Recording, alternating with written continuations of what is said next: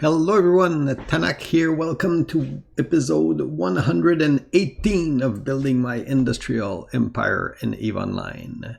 So let's start with the progress report. You can see that my net worth plus that of the corporation is at 276 billion ISK. If we go on the tracker here, book. You can see a little climb compared to last week. You can see it more clearly on that one here. So Tanak lost about a bill, which again, value of asset, because I really should be positive this week. So this one I can't explain. Seriously, I can't. I lost one ship, but I know I ratted for more money than the value of that ship, and I got SRP, so that shouldn't be it. The rest, Erica lost money. Erica, I don't even play her, so that shouldn't happen. So that's clearly value of asset that drops. Toy company climbed about 3.2 bill, and we should be a little more because we got. I know that we do have again asset that are outside of the main corporation, so I expect a little bump next week if it goes the way I'm thinking. But again, it's hard to track asset on a group our size at this point. So anyway, not much to say. It's little progression, pretty much holding right now. So that's about it. And now let's go with HR. HR here, you can see that we are at 439 members, so that's a +1 compared to last week. Our online member are holding around more or less 70, so that's pretty much again that's not just us, that's the state of the game. Let's say tranquility. That one should it's pretty much the current state of the game, with the average number of player who has dropped like significantly. It started with Lost Ark and Elden Ring, and now there's the people that are unhappy with the CCP monetization. I don't know if that's what's keeping people off the game. So it's not just us, it is general. We were seeing it with the group we're fighting, as well as the group the group on our side, as well as our enemy. It seemed to be generalized with every group that there's a little less active member. So it does shown.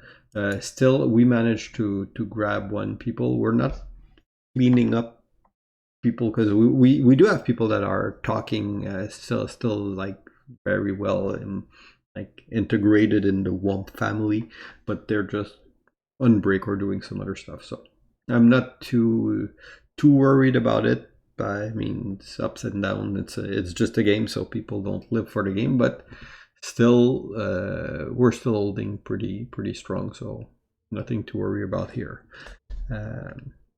That's pretty much it for HR. Again, we're still recruiting and still trying to grow our number.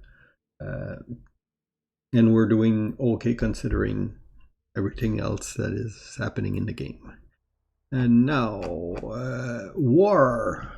We got a lot of interesting fight actually this week. Few big one.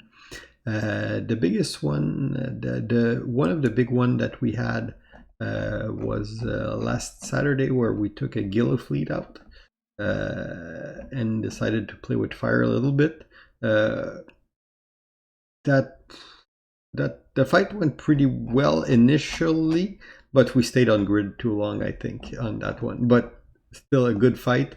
If you look at, personally, I lost my Gila in the end while we were trying to extract. I probably should have been quicker, but a lot of nice kill, a lot of nice, a pretty fun fight. So that one here was last Saturday. Then we got a bunch of little fight during the week. We did odd drop on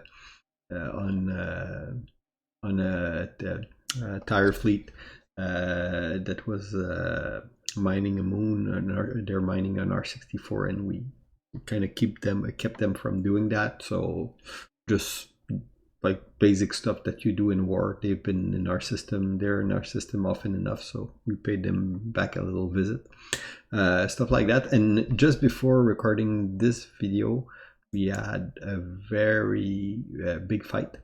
We were a little bit outnumbered. Actually, these battle report, they don't show as much because you don't see like pure logi. But we we anchored a structure in H-R in Immensea, and it came out of anchoring. So we added the core and dropped a fleet in there. Goon came to help because we knew that Ord and Test were going to help the fire side, so it turned into 250 from our side to 300 on their side. We were a little bit outnumbered, not drastically, and it does show in the amount of ISK lost. We did lose the score on that one. We were a little short on number, but still it was a fun fight. What I'm saying that you don't see in those is that the enemy actually had 4 faxes on grid. We did manage to kill one. One in Azu, they still had 3 more. We did get an apostle. We were almost breaking a second apostle, but we did have a bunch of Serb that had to pull out of range, so we couldn't finish the job.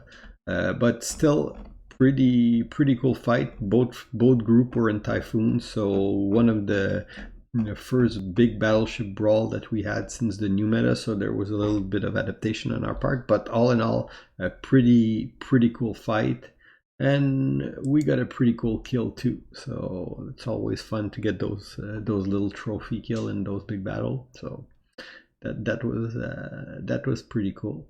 I managed to extract on that one with the rest of the fleet, so for me it was pretty much all green on the kill board, and even Womp in general. I mean, look at our kill board, but all in all, if you go like weekly, a little bit above average, above what we're doing. Positive on ISK, positive on ship. 49% dangerous compared to our average of 46, so going in the right direction. And me personally, I didn't get into that much fight. I lost 1 ship this week, and they're still 30, so pretty good, pretty positive on my side. So that's pretty much it for the war. Right now, what we're seeing is the number on. It's kind of strange, okay, because the way this war work is individually, Womp is probably a match for most of the individual corporation. Okay, like Black Rose is a little bit larger than us, but they don't feel like that. Those large fleet already replaced number are going down. I haven't seen them for a while, but they were usually pretty decent pilot. The one that we did fight. But initially there were a lot more of them, so maybe they got tired or they're pulling out. But anyway, this group, we probably would be a fair fight, like 1-on-1, or maybe Womp's a little more numerous. Cosmic Coalition is a little bit smaller. CISA versus Womp, like 1-on-1. We could probably pull, like, there's basically the same, kind of the same size in the amount of active player. Legion of Death is mostly fire and not tire. So we only see them in like big fight when they actually call a bunch of people, but not on a day-to-day. And the other group here that you have is Flying Dangerous and Lollipop Monopoly, which are both smaller. So I would say that Womp is individually a match for pretty much any of the tire corporate alliance. But Tire operate a lot as an entire coalition. So obviously WOMP is smaller than the entire coalition, so you can't really like one versus the like WOMP versus Tire is too big for us. So we have our own coalition. So if you go Tire versus Wrecking Crew, Wrecking Crew is has more people than Tire, but Tire has Fire, so you get to add Legion of Death, Valkyrie, Severance, and a couple of other corp that you can see here in that battle report. So this one here. So like this is the amount of people. So if you look here, that's Tire, that's Fire affiliate, that's Fire, I think. Again, Severance is Fire, Razor is Fire. So when you add Fire, if you have Fire, so Fire being Tire plus Fire versus Wrecking Crew, that would make for about the same size of fleet, or that would make for a fair fight in numbers. But then they will bat phone. Usually an important timer, they bat phone Horde and Test. So then you have to add Test and Horde to the mix. And to balance things out, if Horde and Test are there, we will usually try to get in touch with goons, because we're basically going bat phone against bat phone. So at that point, so that's kind of the way it works now, is where you need, for those fights to happen, you need to have close enough number that these fights happen. Today was one of these good days where we did have a way, like we did have a way to get a fight because the number were matching. Again, if they didn't had Horde and Test, we wouldn't have had Goon. So Goon will come and help us, because we know that they ping Horde and Test. Because to be fully transparent, I mean, both of these groups see each other's ping. They read each other's Discord. They're spies in every alliance, so in every group. So there's pretty good intel between the two groups. So we will know if Horde is ping, and they will know if Goon is ping, and vice versa. So that's kind of the way it works. So sometimes these turn a little bit into proxy war. Sometimes we get those smaller scale fight which are good. Sometimes we get those big scale fight which are good too. And sometimes only one group will bat phone, and then you get the other group will typically blue ball the other. Like if there's too big a size difference, fight don't happen, because one FC will say, okay, I'm not gonna whelp a fleet if I don't see any chance of getting something positive out of the engagement. So that's kind of the dynamic here. We do get those interesting fights though, like today. So it's worth it for those fights. It's pretty, that's it. We're still in a pretty cool situation here. So again, we're gonna. I don't see any short-term end in those types of operation. We will keep. We will keep trying to get those good fights and those fun fights for our member, and we're pretty happy. Most of the guys were pretty happy with the fight in general, the Ninazu kill and everything. So the morale is pretty good after that.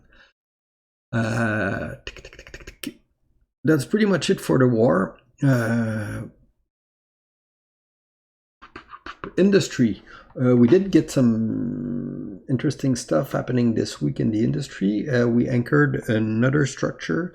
We had a research lab before, but now we have a rig research lab. So we do get like a research bonus for blueprints and stuff. So we are still working on improving our industrial setup, but we're getting to a point where it's getting better by the week. So we're in a very cool situation right now.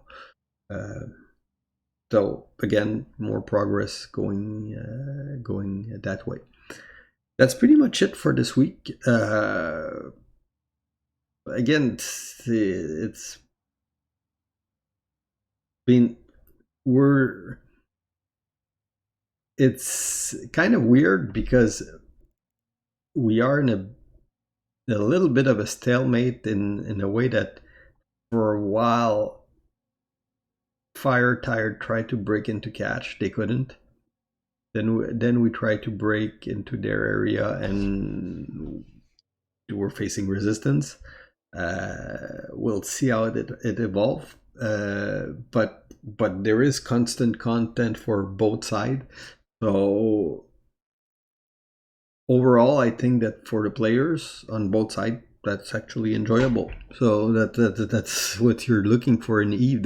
The worst thing you can have in Eve is be in a situation where nothing happened, where you get like you just crab and you just crab and crab and crab and crab, and you never get any type of excitement, any type of adrenaline rush. So that's how you get bored of Eve. When you get constant content, you can have too much, obviously, but when you do get like a good amount of content like we're having now, actually the game is pretty fun, and that's what you want to do with this game. So the game is what you make of it. Anyway, hope you guys enjoy, and well, we'll continue the story, and we are continuing. You'll continue to hear what I'm saying week after week, hopefully. So see you guys next week. Bye bye.